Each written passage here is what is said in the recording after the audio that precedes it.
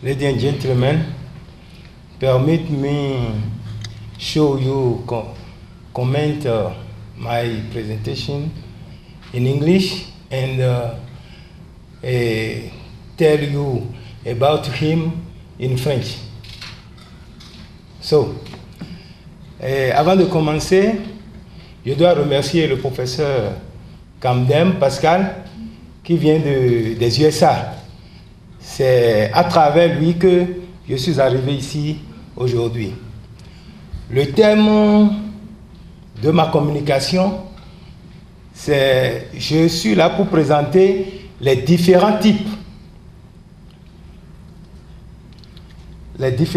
ou soit la typologie des structures en bois d'Afrique de l'Ouest. Alors, l'Afrique de l'Ouest, voilà, c'est les pays qui sont ici. Vous voyez l'Afrique toute l'Afrique qui est là, et vous avez l'Afrique de l'Ouest. Et quand vous regardez l'Afrique de l'Ouest, nous avons deux parties. Nous avons les pays qui sont côtiers et les pays qui sont enclavés. Et quand nous regardons les pays qui sont côtiers, nous remarquons qu'au niveau de ce pays-là, il y a la forêt tropicale. Par contre, ici, nous avons la savane et le désert. Alors, ce qui montre que ces populations possèdent une variété de nature. Et cette variété de nature fait que le bois est exploité, la culture est exploitée différemment, ou la nature est exploitée différemment. Donc c'est ainsi que les habitants qui sont à côté ici utilisent le bois pour exprimer la joie et la vie dans le temps passé que dans le temps présent. Par contre, les nomades utilisent très peu le bois. Donc alors, si nous voulons parler du bois en tant que matériau qui exprime la joie et la vie et qui participe à l'identification des sociétés, nous nous tournons vers les structures. Alors, les structures en Afrique de l'Ouest que je vais présenter aujourd'hui suit le plan suivant. Nous aurons l'origine, les différents bois utilisés, les méthodes locales et de finition des structures, les types de structures et les interprétations symboliques. Ensuite viendra la conclusion. Alors, d'où j'ai obtenu ces informations? Ces informations sont collectées à partir de ce document du Nigeria et des spécialistes des centres de structure du bois au Bénin, au Nigeria, au Ghana. Alors, l'origine, vous savez, d'où est arrivée les structures en Afrique de l'Ouest ou en Afrique en général. Le fondement des structures en Afrique en général se situe au niveau des rites agraires et des initiations, les religions, les cours royales. Alors, ces arts représentent ces arts qui sont présentés du moins en bois, en bronze et en or, montrent ou symbolisent la culture africaine. Donc ces structures sont présentées sous diverses formes. C'est ainsi que nous avons le sénoufo et le dan en Côte d'Ivoire, le bambara et le dogon au Mali, le baga au Guinée, le mossi au Burkina Faso, le glélé au Bénin, au Nigeria, etc., etc. Alors, quels sont les bois que les artistes utilisent en Afrique de l'Ouest?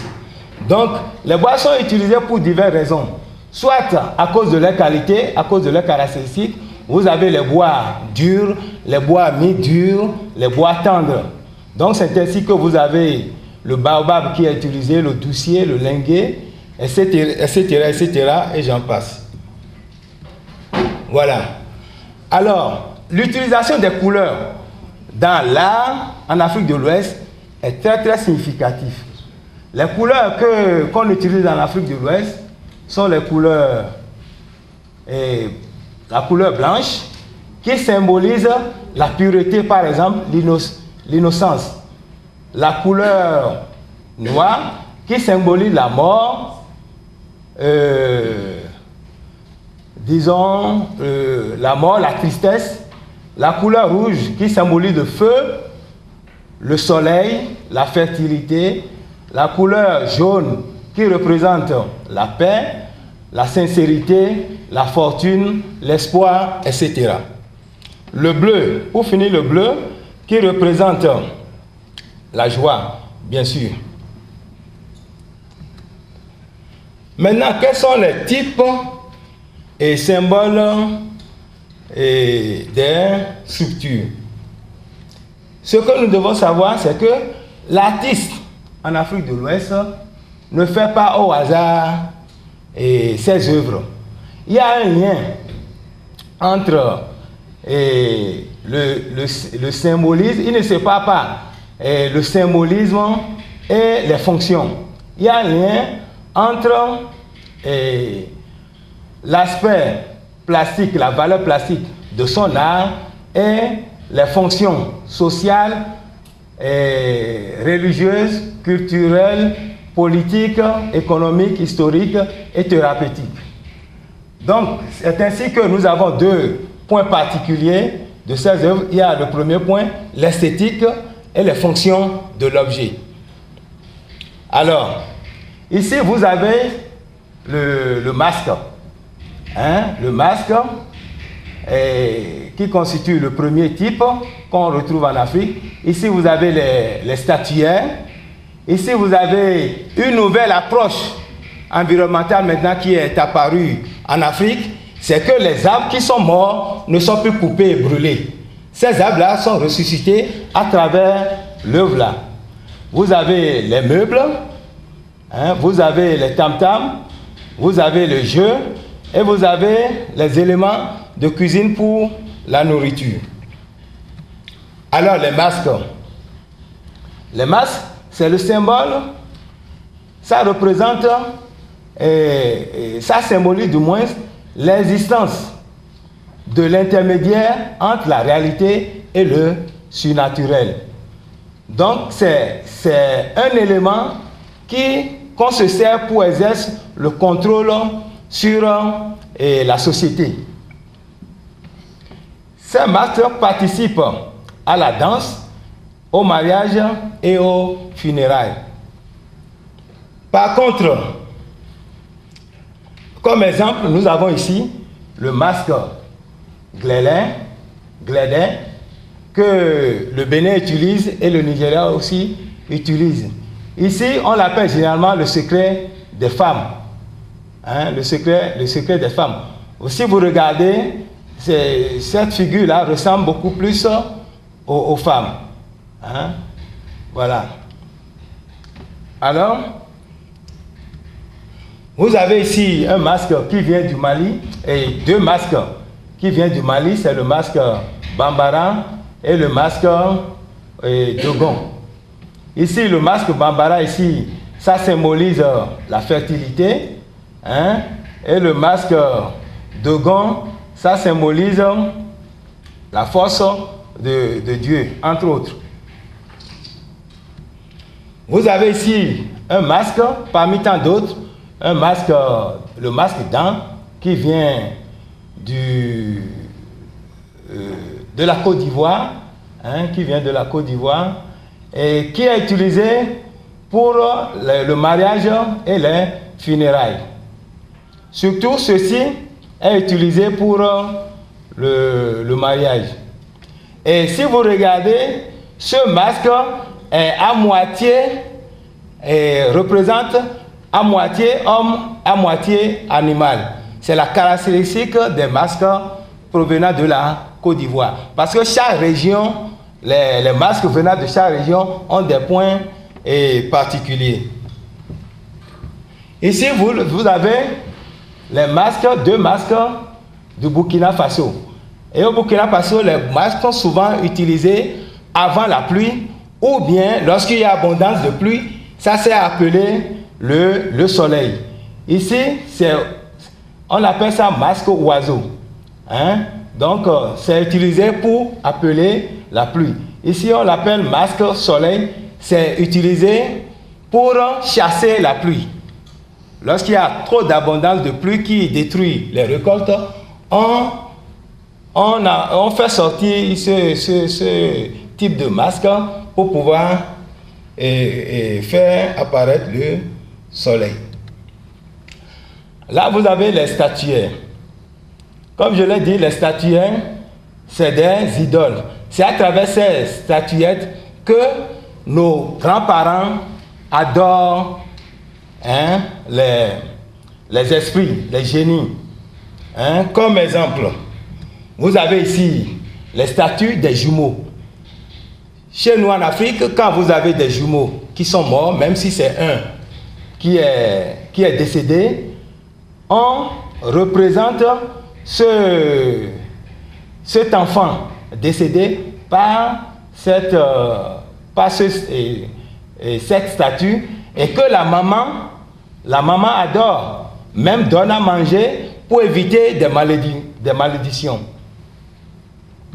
Vous avez ici un statuaire qui vient du Ghana. Ça s'appelle Ashanti, qui montre tout l'aspect de la féminité et des femmes du Ghana. Et là, vous avez le statuaire baoulé. Ça, c'est chez les baoulés qu'on trouve ce statuaire. Ça symbolise la fertilité.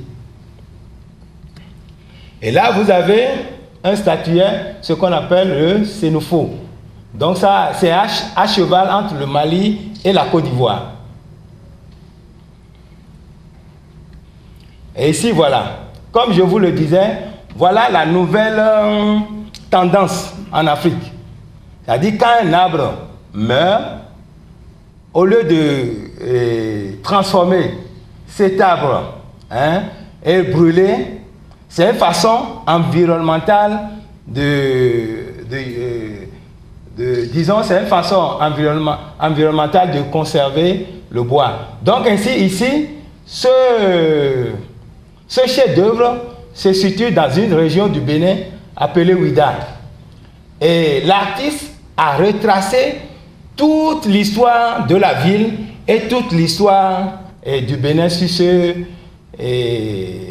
arbre mort. Et quand on regarde, on voit toutes les fonctions que les artistes expriment à travers leurs arts expriment à travers leurs arts, c'est-à-dire la fonction religieuse, la fonction historique, la fonction politique, la fonction économique et la fonction thérapeutique. Donc ici, vous voyez ici, c'est la fonction religieuse. Ça montre que dans Ouida, il y avait les religieux qui sont passés. En dehors de ça, vous avez le vaudou, qui est juste à côté, voilà, le vaudou, la religion traditionnelle. De l'autre côté, vous avez la fonction historique. Vous savez, l'Afrique a été, je ne dirais pas victime, a subi l'esclavage. Donc ici, ce schéma, cette œuvre retrace le chemin du non-retour. On appelle ça le chemin du non-retour. Donc vous voyez des esclaves enchaînés. Et quelque part ici, vous avez un esclave qui s'est déchaîné et s'est libéré. Et là, vous avez aussi la jarre de Guézo. un puissant roi d'Abomey, qui a eu l'idée d'inventer ces jarres, a demandé à tous les fils du Bénin de venir boucher la jarre pour qu'il y ait l'unité nationale. Donc, c'est ce que cela interprète. Là, vous avez la plaquette de la divinité Fa. La plaquette de la divinité Fa. Voilà, ça c'est ce que j'ai expliqué ici. Le plateau de la divinité Fa, utilisé pour déterminer la nature et les problèmes potentiels et les solutions potentielles. Voilà. Ici, vous avez ce qu'on appelle le Zangbetor. Le Zangbetor, c'est aussi une divinité qui joue un rôle politique dans la société et au niveau du Bénin. Bon, vous avez aussi l'ameublement. Voilà par exemple ici ce que nos anciens rois utilisaient, les chaises qu'on utilisait pour introniser les rois. Et ici, ça c'est des imitations et qui sont utilisées par les privilégiés. Là, vous avez une porte traditionnelle d'Ogon. Une porte traditionnelle d'Ogon là. Et sur cette porte-là, vous avez différents types de sculptures, masques, représentations féminines et des effigies des ancêtres. Là, vous avez des instruments de musique, différents types d'instruments de musique. Donc voilà, donc c'est toujours les structures du bois sculpté. Et là, vous avez le jeu, le fameux jeu Awalé. Chez nous, on l'appelle Adi. C'est connu dans le monde entier. Vous voyez, il est en train de le faire. Et voilà une façon artistique de présenter ce jeu. À travers ici, vous avez la tête du caïman ou bien du crocodile. Et vous avez les trous, les 6 trous qui sont là.